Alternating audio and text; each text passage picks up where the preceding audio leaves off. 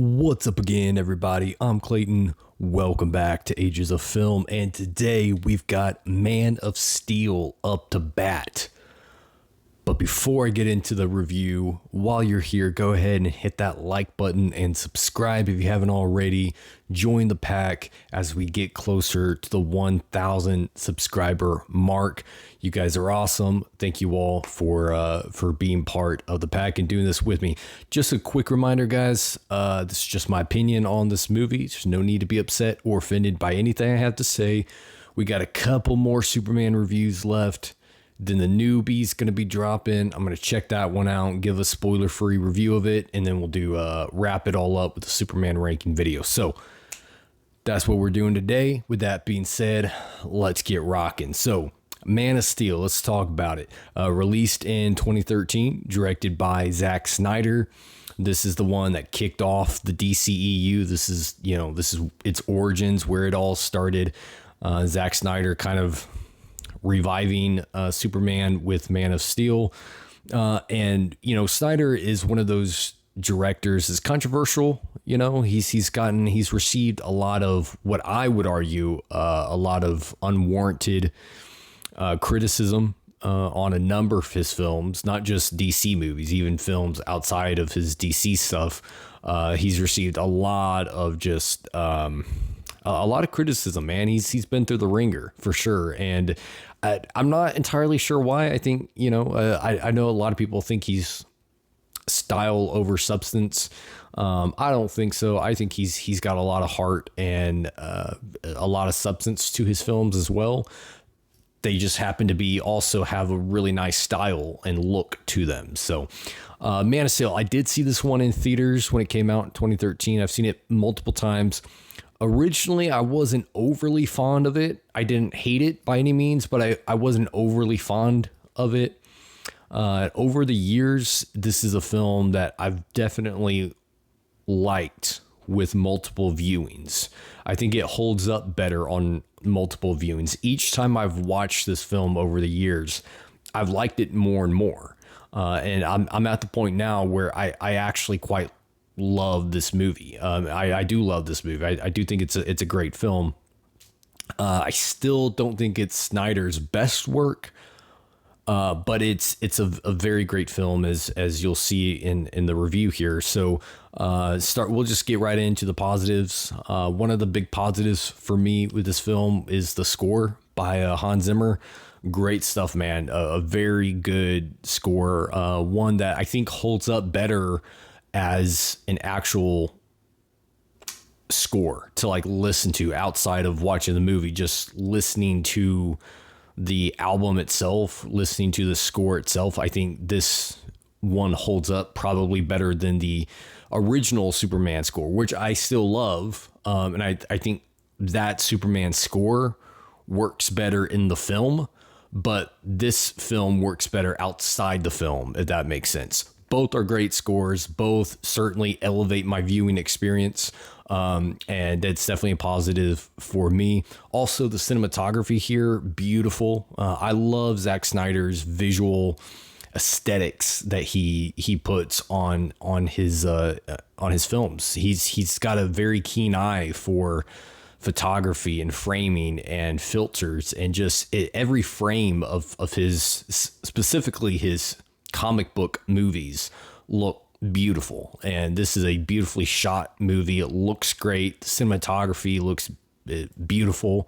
Just some great shots in the film. So cinematography definitely a positive for me. The visual effects I thought were really good. If for a primarily CGI type of movie and effects work, I think Snyder handles it really well. He definitely knows how to use CGI, which I'm not an anti-CGI guy. I know there are people like that who, if you use even a single frame of CGI, they are completely turned off of the entire film and they think the whole film is garbage because you used one scene of CGI. I'm not that guy. Okay, I don't mind it. My thing is, I don't mind CGI as long as you can make it look good. That's the key. If you can pull it off and make it look good, I'm all for it. Okay. Now, I think practical effects typically work better because they're practical, and also because a lot of directors, quite frankly, don't know how to use CGI very well. Snyder is an exception. I think Snyder uses CGI very well. I think he makes it look really good. He knows how to enhance practical effects and set pieces with the visual effects, with the CGI. And it looks really good. Still holds up 12 years later. So yeah, the visual effects definitely a positive for me.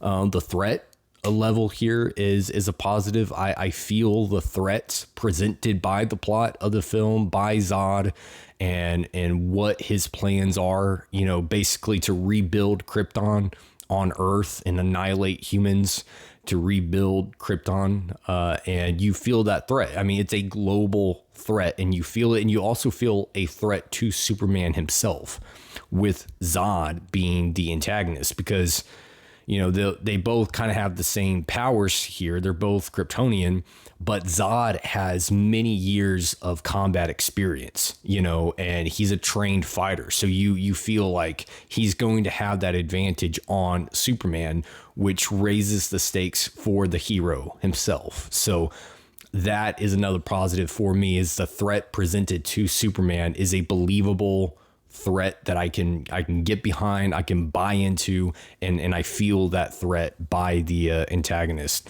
I also really enjoyed the story here. You know, it's a story basically about what if there was a Superman? What if the world had a Superman in it? What would that mean for humanity? And it, you know, the philosophical discussion that it presents with Superman, I think is an interesting one. I think it's definitely has something to say in that regard, and I think it definitely raises some interesting philosophical discussions. Also, the relationship with Clark and both of his fathers. You know, his relationship with Jor-El, his biological father, and his relationship with Jonathan, his earthly father. I think there's a Christ allegory there. You know, Christ's relationship with his heavenly father, and Christ's relationship with his earthly father, Joseph. And I think, you know, Superman is certainly a Christ-like figure, you know, an allegory type of thing there going on. And I just like that they showed, because that's something that we really didn't get a whole lot of with the Christopher Reeve Superman movies, is that relationship built between both of his fathers, and seeing both his Kryptonian identity and his human identity, and him trying to balance both his humanity, his relationship with Earth and with humans, along with his true identity as Kryptonian, and just the balance and the struggle there, the tension between both. I thought they did some really good stuff with the story there and the character work. Also his relationship with his mother, that brings some heart, you know, and tenderness to the story. I liked as well. I also liked that we got to see Clark's childhood, and got to see his upbringing and the struggles that he had as a kid, being bullied, being picked on, and not being able to fight back. You know, which is kind of the opposite of a lot of people when they're bullied. It's because they can't fight back. They don't have the ability to defend themselves, or they're outnumbered or whatever. With Clark, it's different. He's bullied, but he actually has the ability to fight back. He can fight back, but he chooses not to. He has to learn that restraint, that discipline, to not, you know, use his powers for revenge or for self purposes like that. So I like that, seeing his struggle coming up. And I think it also presents another layer to the story later on, when he's kind of posed with the option of joining Zod and destroying the Earth and letting the Earth be destroyed and humans be destroyed in order to rebuild Krypton, or stay with the humans and fight against Zod. And the fact that Clark makes the choice to stay with humanity that's a significant thing, a significant choice, because quite frankly, humans haven't really been all that kind to Clark, which we see throughout the film and how he's mistreated by people he's around in his workplaces as a kid. He's an outcast, and humanity hasn't really been good to him. Humanity hasn't really given him a reason for him to protect them, for him to be their savior, for him to be their, knight in shining armor. And yet he still chooses to love them in spite of that. In spite of their rejection of him, he chooses to love them and protect them anyways, which is another Christ allegory. Just some really interesting stuff there in the story. I thought the acting was really good by everybody. I think that's Henry Cavill makes a great Superman. He's bodied up. He looks the part great. He's, for the story that they're telling, I think he does a great job with it. Amy Adams is, I think, probably the best Lois Lane, in my opinion. She kind of embodies that character. And Amy Adams, just a great actor. And she brings a very authentic portrayal of Lois to the screen as well. I think she has great chemistry with Cavill. Their chemistry is feels very genuine and authentic as well. Definitely buy into their relationship. I thought the characters were handled really well. Clark was handled well. Superman was handled well. Lois was handled well. Perry White was handled much better than he ever was in the original series. And Zod was handled well, so all the main characters, Clark's parents, were handled well. They all have a purpose and a role to play in the story. They all have a purpose to be there. They're all doing something. And I think the writing of the characters are all true to who those characters are fundamentally. So I thought it was really good character writing and good story writing for the film. And then the acting, by the actors, a great job, and really good direction in the cinematography, visual effects, score, all that stuff. Really, really good. I enjoyed the action and the fight scenes and how they were shot. Some humor placed throughout the film that isn't overt. It's kind of subtle humor that comes across more, natural humor, which I enjoy. It was never at the expense of the characters. And then the tone of the film, I think, was very important and befitting to the story and characters. So, those are all positives that I have with the movie. Moving into the negatives, which I do still have some negatives with this film. A few things that do hold it back a little bit for me personally. I know some of you may not agree with these criticisms, and that's totally fine. This is just my subjective opinion on the negative side of Man of Steel. One of them is primarily in the first act, everything going on, happening in Krypton, I personally feel was a bit rushed. I feel like they just kind of rushed through that whole opening sequence on Krypton. Like it opens with Jor-El, and him finding out that Krypton is going to be destroyed, and then having to tell the council, and then Zod coming in, wanting the codex, and then Jor-El having to go get the codex, save his son, send his son to Earth, and then he dies, and then there's the annihilation of Krypton, and that it all happens so quick. It's just like boom, boom, boom, and I just feel like there wasn't time to let anything settle. Like Jor-El even tells the Council of Krypton in the opening scene that Krypton's annihilation is about a week off, right? So we're told it's about a week off, and yet everything that happens leading up to Clark being sent to Earth happens within like a few minutes, and there's no time indicators as to when any of these things are happening. So it just feels all rushed. Before we know it, Krypton's already collapsing and is already being destroyed. But it's like, okay, is this like how long in between these events is this happening? It just feels all really rushed. And every time, it's not just this one time, like every time I've seen this movie, I always feel that same thing about that opening act. It's just all very rushed on Krypton. There wasn't time to let anything settle, in my opinion. That's a subjective thing, but yeah, just in a subjective experience that I have with the film, I would have liked at least some time indicators between when these events are happening, but it's all just boom, boom, boom, boom, boom. Krypton's destroyed. Here we go. Clark's now an adult. And that was something for me that I would have liked to have had done a little bit better. Also, why is the council not leaving Krypton? That's another thing that's always puzzled me. They know the Krypton is collapsing. They've been told by Zod or by Jor-El that Krypton is collapsing. They have a week, literally a week, to get the heck out of Dodge. And yet they all just kind of sit there. They're all just sitting there in their seats like, oh, well, I guess this is it for us. You guys are an advanced race of beings, and yet you guys can't figure out how to escape your own planet.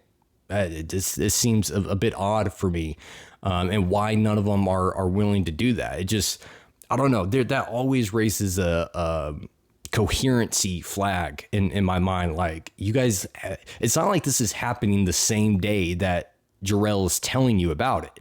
You have a week. We're told that in the script. We have at least a week before Krypton collapses, and yet nobody leaves Krypton. Like, I don't know.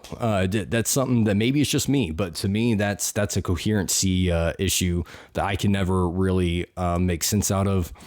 I also didn't like, when Zod comes to try to stop Jor-El, and this is a small thing really, but Jor-El just kind of beats Zod up. Like, he just straight up bodies him.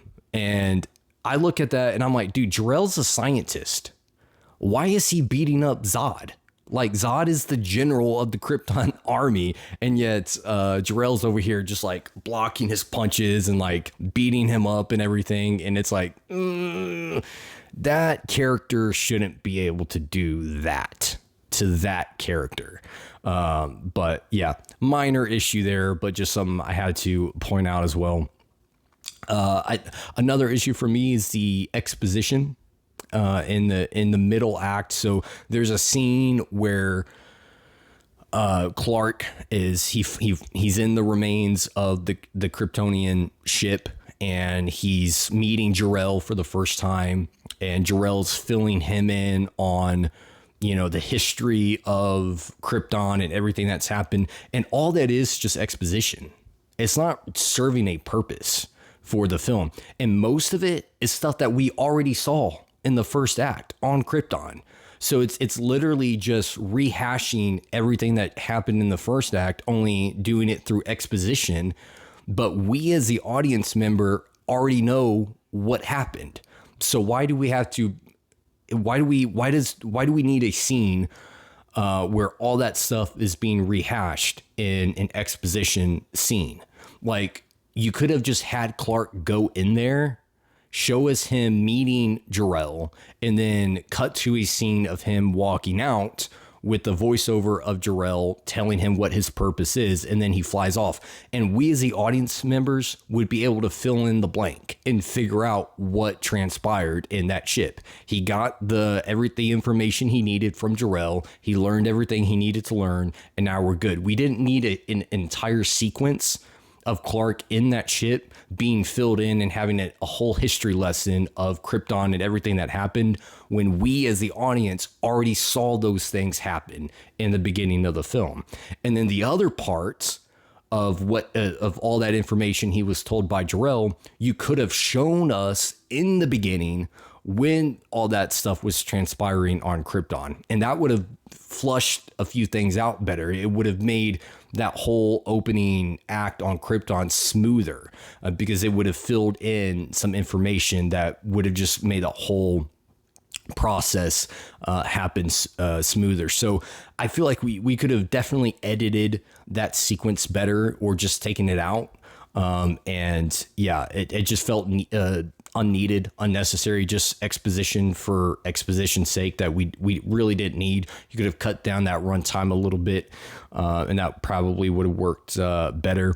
Also, Zod, when he is demanding that Superman be turned over to him by the humans, and Superman goes willingly to turn himself over to Zod, and Zod brings Superman on the ship. Zod tells the U.S. military to also have Lois come on the ship.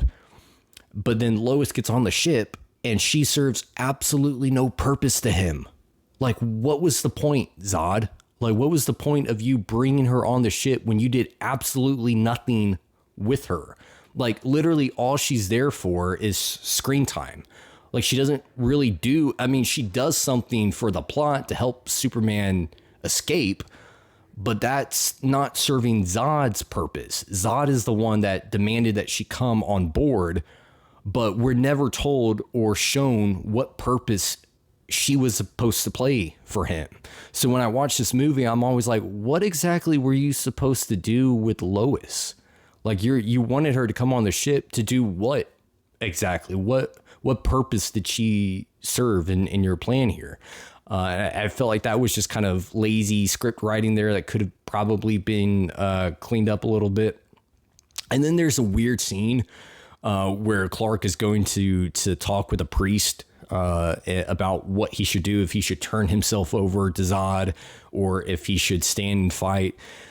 And in the middle of his conversation with the priest, there's this random cut to him as a child, where he's being bullied, and then he has a conversation with Jonathan Kent, his earthly dad.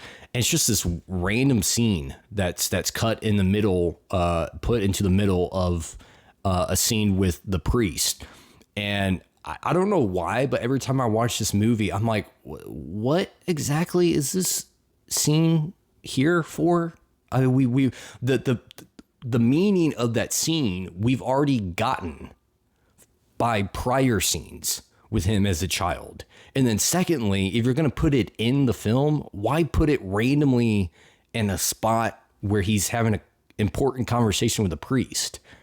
It just, the editing, there are a few editing issues for me in this film that kind of take me out. And I'm trying to make sense of certain editing decisions throughout the film that I feel like I shouldn't have to be doing, so but that's basically it. Those are, that's basically all the issues that I personally have with the film. And there are a few things that I would defend and have defended with this film. Some people arguing that the fight with Superman and Zod at the end is overblown. It's too much. It's too exaggerated.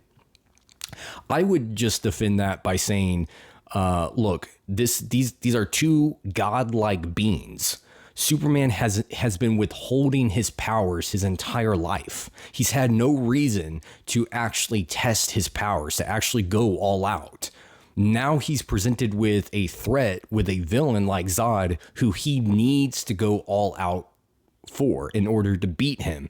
So when you have these two characters, both are are powerful enough to essentially destroy a planet, do you really not think that there wouldn't be like city level catastrophes?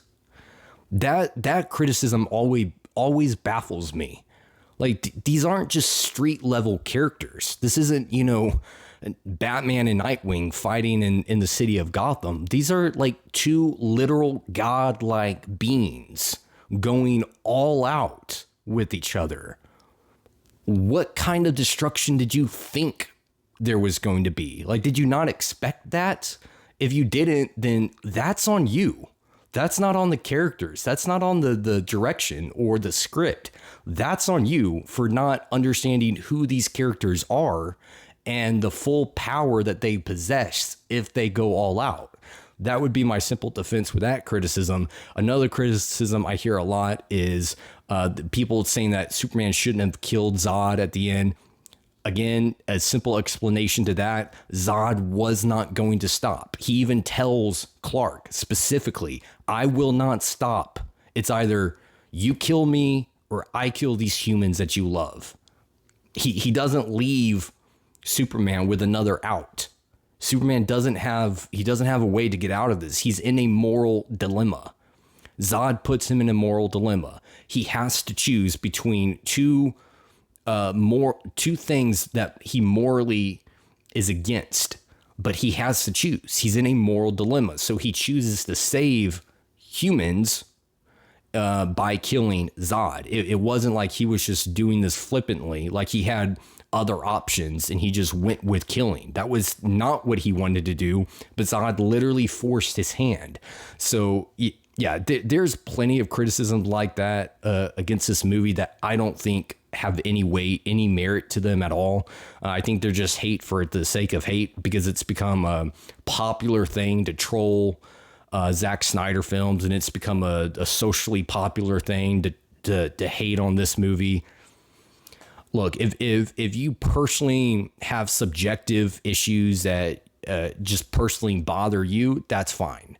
But saying that there's something objectively wrong with the film because, you know, of the destruction that Superman and Zod caused, or, you know, Superman killing Zod was a bad character mistake, like, I'm sorry, those don't cut it for me. I don't put any stock in those criticisms. So that's it, guys. Those are my thoughts on Man of Steel. My overall rating here, I'm going to give this a 4.5 out of 5. Just teetering on that 5-star rating. Just the few negatives I have with this film do bring it down slightly, because again, they put me in certain coherency situations where I just can't make sense out of certain things, and they do distract my viewing experience because they take me out of the film momentarily, and I'm left trying to harmonize certain things that I just can't fully harmonize. So yeah, 4.5 out of 5. Still a great film. Still, you know, one of the best DCEU films in my opinion. And yeah, I love this movie. So there you go, guys. Those are my thoughts on Man of Steel. Let me know your thoughts in the comment section. Do you agree with my rating? Do you disagree? Is this your favorite Superman movie? Let me know in the comment section. Thank you guys for tuning in. And until next time, kick it and rock on.